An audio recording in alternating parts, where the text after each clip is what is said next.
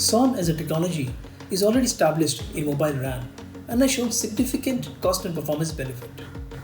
It is one of the key pillars of closed-loop automation and is helping us not only to identify issues but also to fix them dynamically.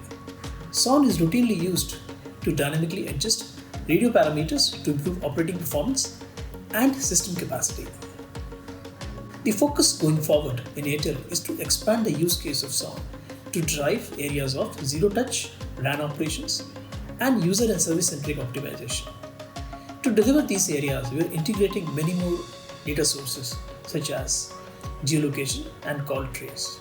By applying AI and machine learning to these data sources, we will be able to drive many more use cases to help us a larger vision of customer centricity and cost efficiency. Nokia is a key partner and we are happy to work with them in delivering some of these next generation use cases of SON.